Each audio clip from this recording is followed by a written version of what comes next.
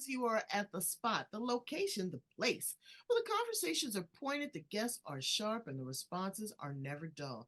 Today we have April Childers, and she is on the edge with us to talk to women veterans that are making the transition or have transitioned from active military life to civilian life. Now, I haven't dealt with a lot of personal females, but I do have a male.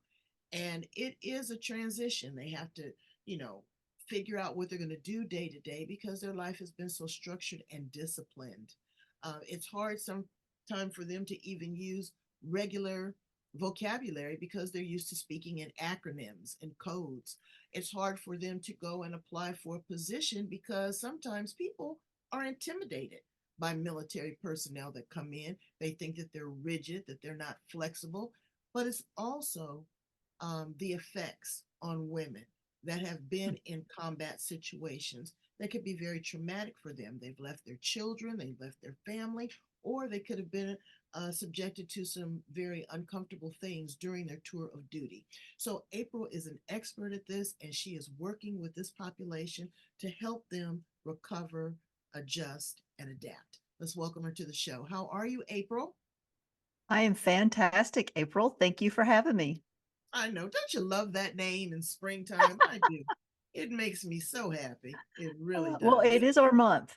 It is. What oddly enough, it's not for me because it's not my birthday. Were you born in April? No, I was not. I wasn't either. I was born in August. When were you born? February.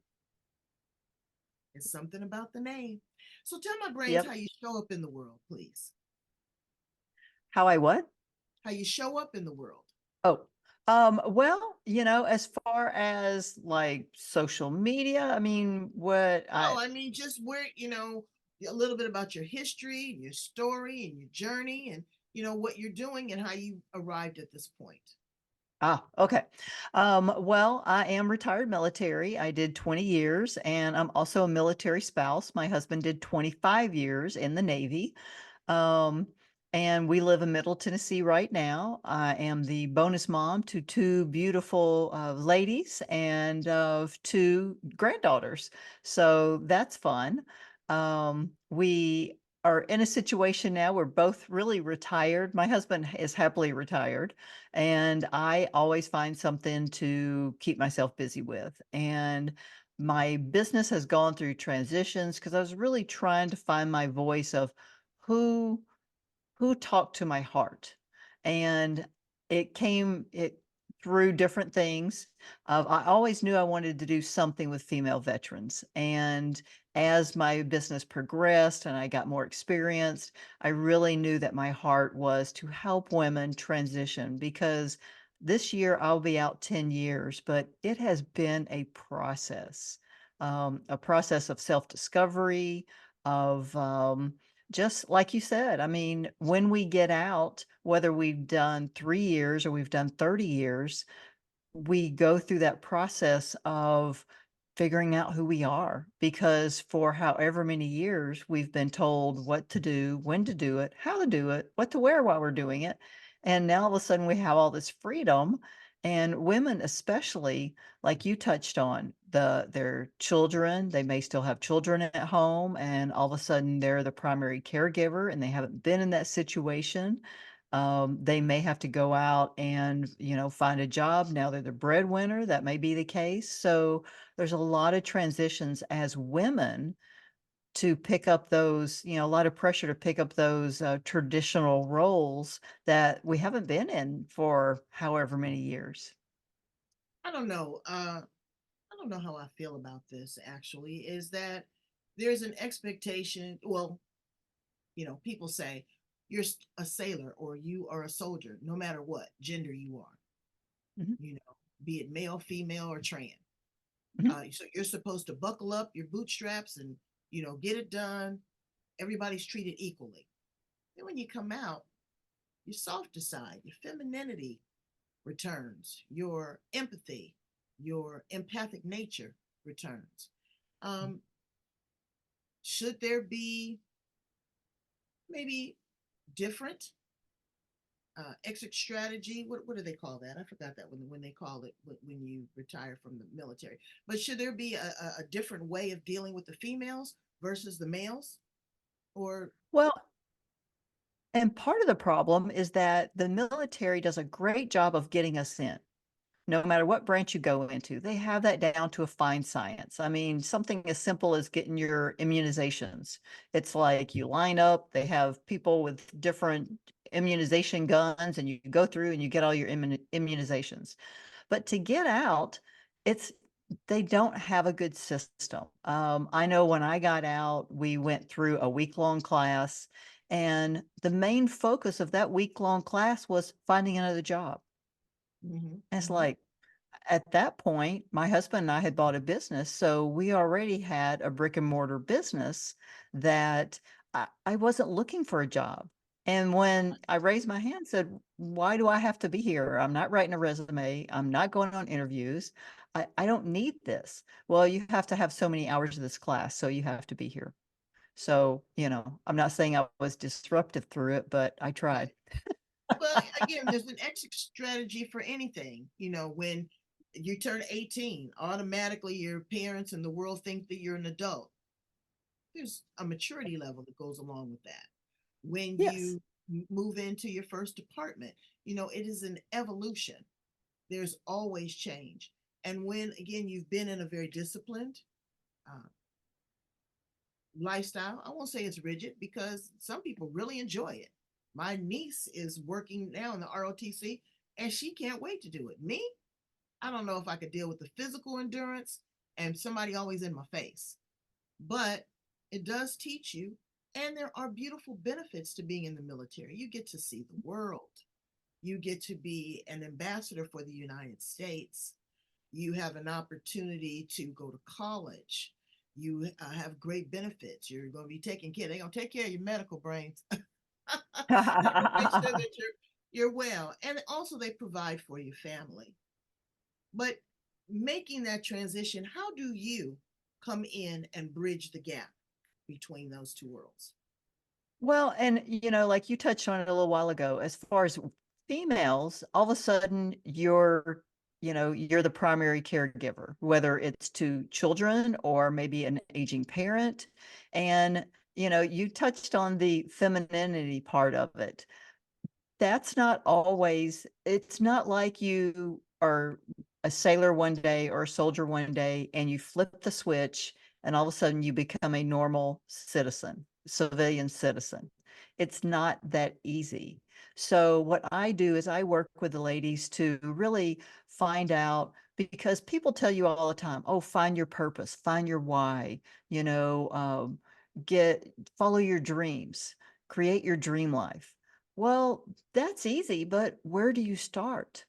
I know when I retired, I didn't know, we used to be a running joke in the military. I didn't know what I wanted to be when I grew up, so I stayed in the military for 20 years. And I Mm, still don't know what I want to be when I grow up. So, but it's been a process of self-discovery on my part, of going out and trying different things. And I think that's where we really need to get in touch with, and that's what I help these ladies do, is get in touch with who they are at their core. What are their core values? What's important to them? What are they good at? And sometimes they don't even realize what they're good at. What do your friends come to you for advice on? right. If they're having situations, are you the person they come to?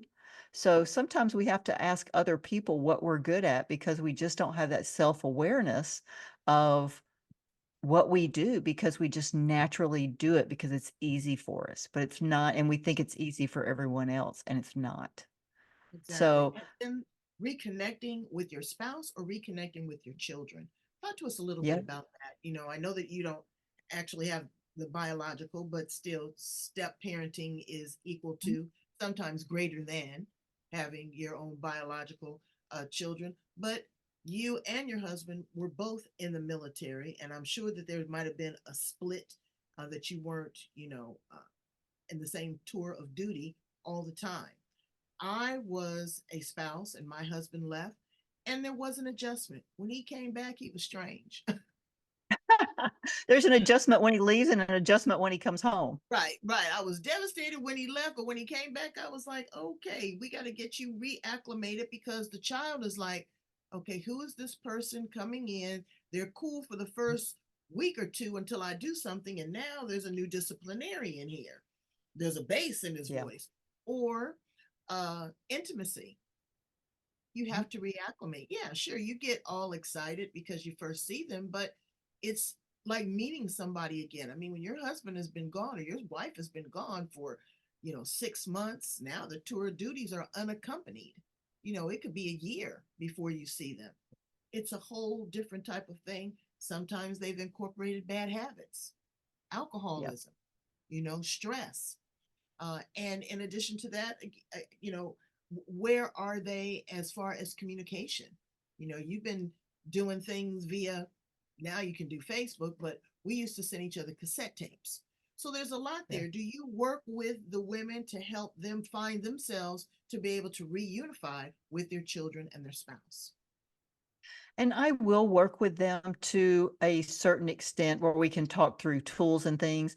I am not a licensed counselor, so depending on what they are working through, whether they've had PTSD or MST through the military, that is something a specialized counseling. So Now, I what do is not. MST? I know what PTSD is, but I don't know what MST Mhm.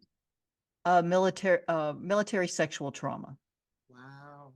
So, women that have experienced sexual trauma while they were in.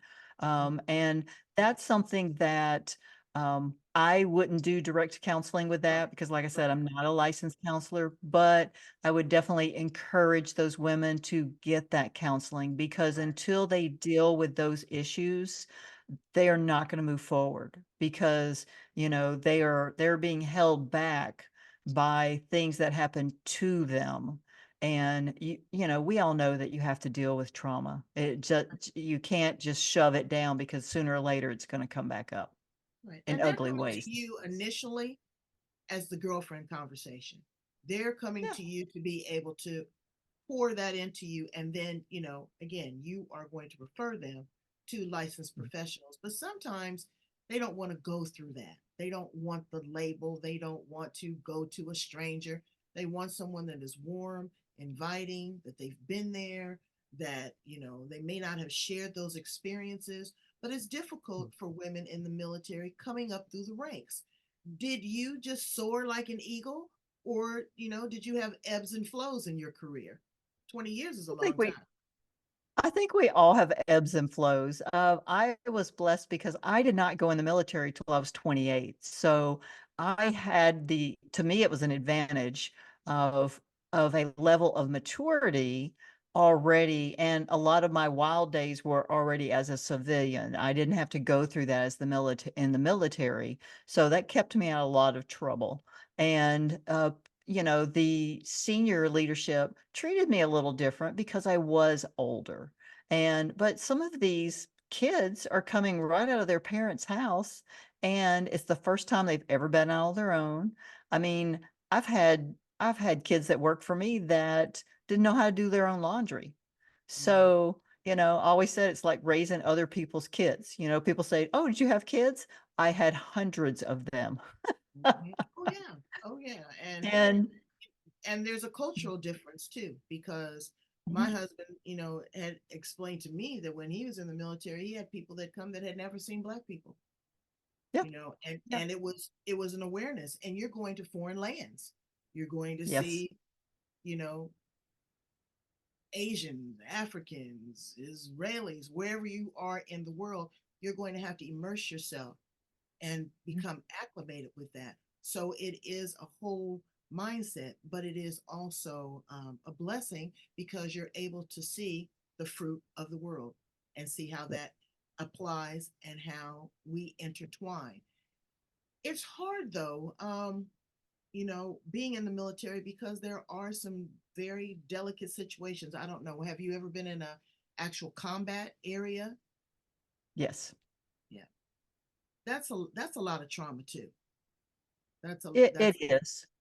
It it is. is. And that And that's just it. I mean, these ladies that when they come back, as they come back, it's like all of a sudden one day you're in this situation, and when they get out, a lot of them experience this lack of purpose all of a sudden, a lack of identity, whether they were in senior leadership when they got out and, they were somebody in the military, and then all of a sudden they get out and they have no sense of identity, they have no sense of purpose. It's like, what do I do? Do I go work a minimum wage job? And then it's transitioning from that disciplined lifestyle to civilian lifestyle. And you talk about men, men go in and they are they are thought of as, oh, what a great leader he is.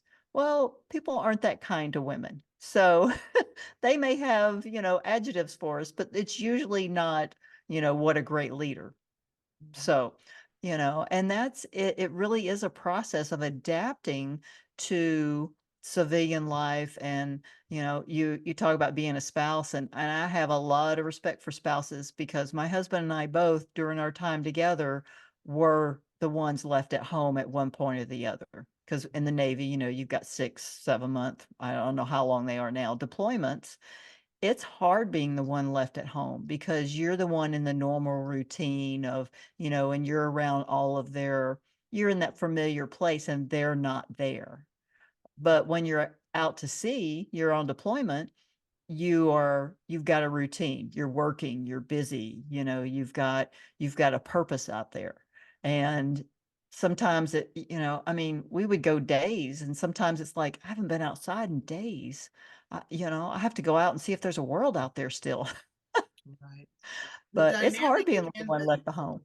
the dynamics and the makeup of the military has changed considerably, with the Yes. diversity, equity, and inclusion. Don't ask, don't tell.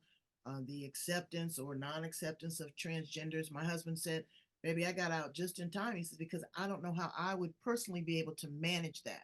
It's not because of my personal views or how I think or the individual, but it's a very delicate dance. You Yes. don't know what to say, you don't know how to say it, you don't know how to discipline. Um, you know, People get intimate and they shouldn't." He said it was just a real challenge for me. He said, when you're on the ship with the same gender, you can curse and discipline and holler and all this kind of stuff, and it's okay. Um, what do you say to young people that are about to go into the military now? If you had an opportunity to speak in front of a group of 20 recruits, what would be your encouraging words to them to prepare them for this new normal? Um, whenever we had females, especially, because I would always pull them aside and talk to them. And one of the things that I always wanted to make sure that they understood was you went through the same schooling and you have the same job that the men have. So don't come into the military and act like you're not trained and you're being cutesy or you're not here for their entertainment. You are here to do a job just like they are. Right. And you talk about the transgenders and all the other stuff. It was the same way when they put women on ships. I mean, they had these guys so terrified of females, of looking at us, of talking to us, and all this other stuff. And you think that, oh, well, women have been in the military for a long time. Yes, we have, but there was still adjustments for every little step we took forward. Everything was thrown in turmoil. Right. So, and They were more stores, or they were more nursing or logistics, but they didn't have them, side by side in combat. yes, yeah, and that's the thing is, now as roles, advance and we are allowed in more places, there's adjustments with every step of that process. But, if I was talking to people that were young people that were just going in, I mean, the military can be a great place. I enjoyed it. I enjoyed the travel. I lived overseas twice in different places. That's what I went into the military for. But what they need to realize is that it is a job. It is sometimes a thankless job, and it is but it's more than it's not a 9 to 5 job. It is a Right. way of life, and if they are not willing to adapt to that way of life, then they probably don't need to go in, because it is an adjustment, and it's not something that everyone can do. That's why everybody doesn't do it. But there's a Well, lot of benefit to it, and I would highly encourage them to stay in and make a career out of it, because after we are retired, but plan for it. Don't It absolutely. doesn't just accidentally happen. And take advantage of your downtime. Go to college. You can earn your degree while you're there. It's fine. Yep. Someone said something to me, and I kind of found that it was a little insulting. They said, "Oh, well, being in the military is you're being brainwashed by the government and this and that." And I said, "You know what? Number one, it's not just the military, and it's like being incarcerated. It's like being in jail. Look, there's disciplines, there's rules, there's regulations in life, period. And if you don't follow them, without rules, there's chaos. Now, sure, There's it's more also structured. consequences. Exactly. There's a lot of Yeah. structure, but there are also a lot of benefits. Like you said, after 20 years, if you're able to survive and, don't go AWOL, you have great benefits, education, you still have the ability to travel. You Mhm. are well respected. I mean, that ID card, it will get you in anywhere. And so, what you want to do is not look at it like that. A lot of times, parents send their children to the military as a form of punishment or discipline, when that might have been something that they should have started at 5 or 6. And now all of a sudden, you're going to toss them into this big old life basket at 18, 19. So Mhm. I just don't, I don't agree that it is a form of brainwashing. I think that it is a form of discipline and control, but we all need some sort of discipline and control. At what level, to what degree, that's very individualized. But I'm glad that you are able to help people sort that out so that they are able to feel more comfortable as they re enter into this civilian life. Because Yeah. again, interviewing for a job, knowing what to wear, knowing what to say, how to not be so much the leader, but deliver yourself as an independent contributor. And this is what I have done. This is my skills. This is my work ethic. This is my integrity. Um, this is what I'm going to bring to your organization. So there is a lot of coaching that needs to be done even after TAPS. That's what it is. Even after you go through that week of TAPS, you've Yeah. got to tap dance back into a civilian life. But I want to ask you some fun questions about you, April, and just kind of get your perspective on that, okay? Okay. If you could have done anything else outside of being in the military, what would you have chosen for a career? What would you have done? Like I said, I didn't go until I was 28, so I did a lot of things already. I attended bar, I managed a bar for years. I worked in the grocery business. I worked at a TV station and did advertising. So yeah, there was nothing that ever really stuck. And when I went and talked to the recruiter, I said, if you can give me a skill that I can use in the civilian world in case I don't like the military, I'll join. Wow, that was And it big of was you. that easy. Well, so now you've taken all of your experience and you've created a podcast. Tell us a little bit about the podcast. I have had so much fun with this podcast.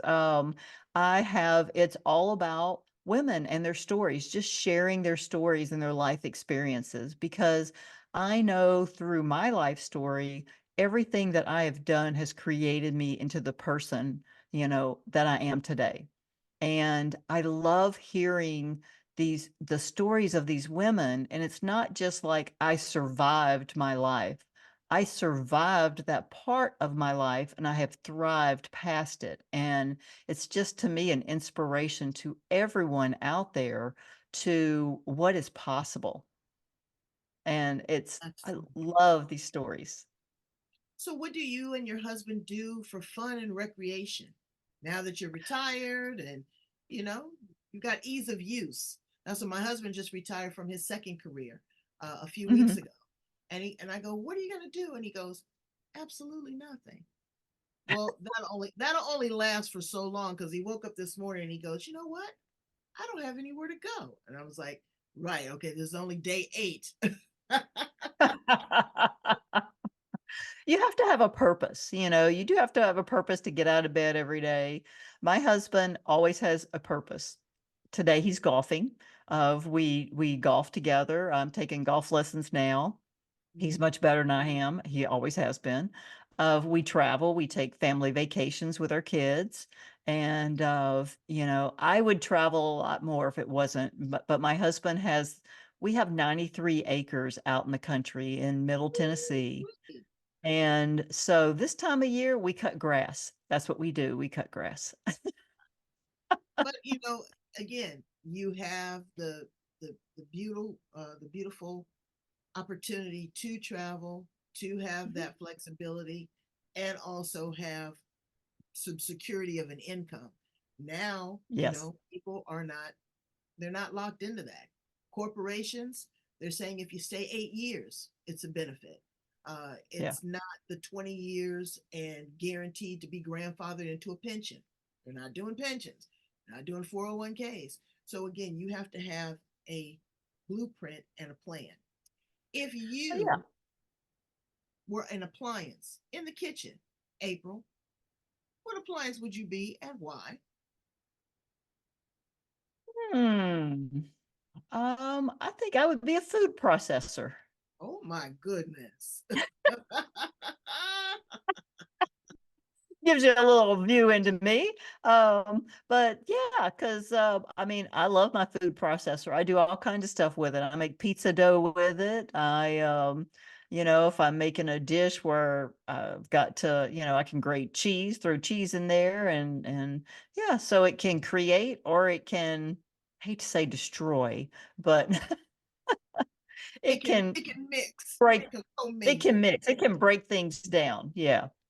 Today I choose to be the refrigerator because I just want to sit somewhere and chill. Oh, That would be good. nice. If you were a flower in the garden on one of those 93 acres, what flower would you be?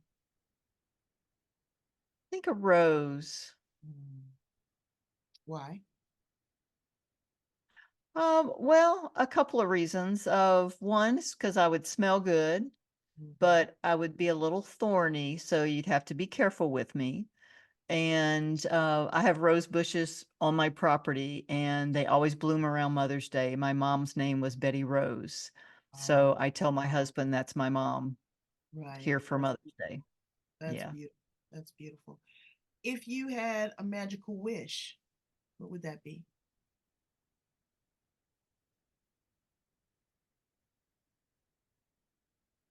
I would say I'd wish to fix our country, but I'm not sure where that that sounds like more than one wish.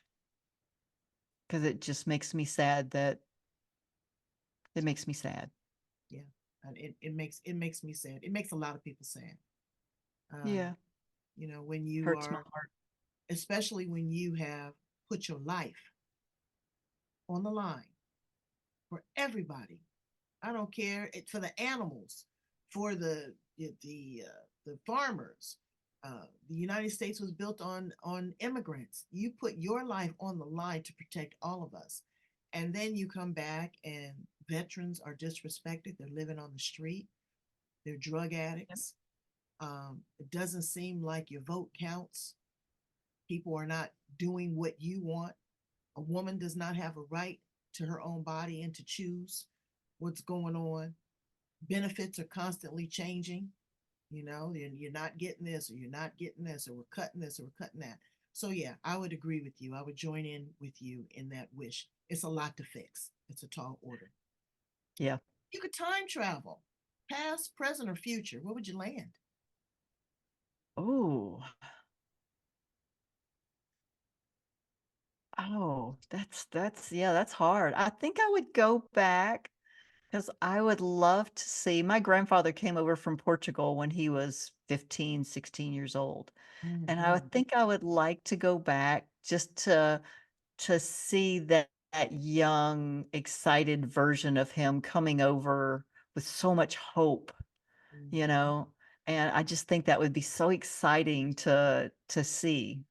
Yeah. You're better than me, honey, as I'm not going back. And right now it's cool, but I'm going straight forward. I want to go to 3,000. I want to hear what the music is like and what they're eating. How Ooh, I they're don't wearing the hair, know. if they even have hair. Oh, yeah, I'm ready to just soar. I'm ready to just take it to the next level. Absolutely. Absolutely. Yeah, well, the way it is nowadays, I'm not sure if I wanna go forward. Yeah, well, you know what? It is it's an evolution, it's a change. It is a change. And we are in, 5G. Um, it's not the day of 20 years ago when you joined the military or when your parents, there were there or my parents were there. It's ever evolving. And, as the kids say, you got to get in line or you're going to get left behind. So I don't know. I'm going to ride the wave. I'm going to ride the wave. Yep.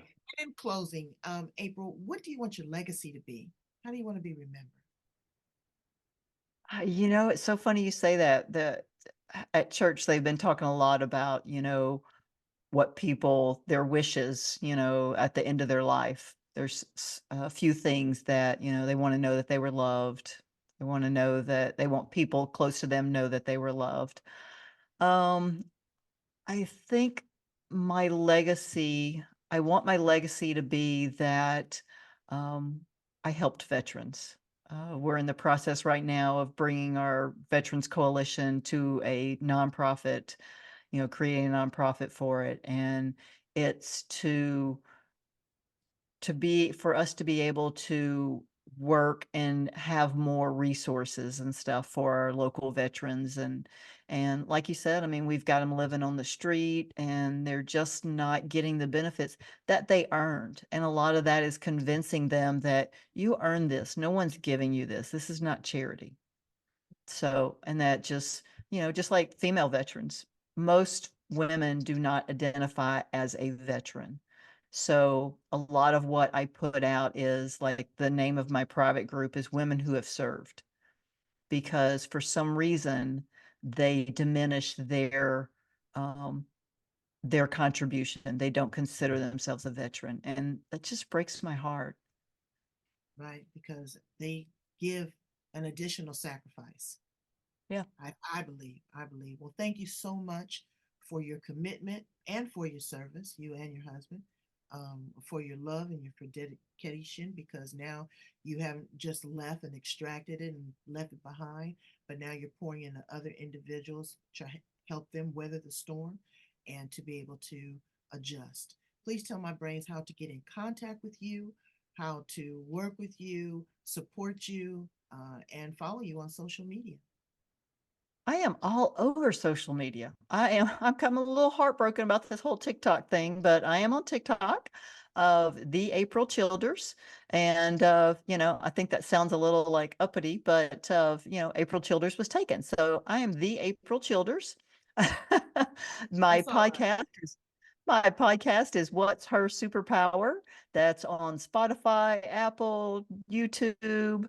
I'm on Facebook. My website is theaprilchilders.com, and you can see the latest episodes, see the latest news, and just reach out and say hello. If you are a female veteran, please reach out to me and at least get on my email list. And that way we can, oh, and I've got a great freebie. So, any brains out there that want my freebie, it's all about mindset and how we can use adapt our mindset to enhance our lives. So, yes. Great. And I still say America is the greatest country in the world. Yes, ma'am. Great. Go in and love, like, share, and subscribe. Check out April's podcast. I think it's fantastic. Okay. I've listened to a couple episodes myself. Go in, share this with other female veterans that may be struggling, maybe looking for resources, maybe looking for that initial girlfriend consultation and conversation that she can get the referrals or the resources that she needs. Because sometimes they don't want to go through traditional routes. You know how we are. We're so soft and tender. We want somebody else that understands. Thank you so much for being here on the edge with us, April. You are the best. Thank you. Bye, Brain.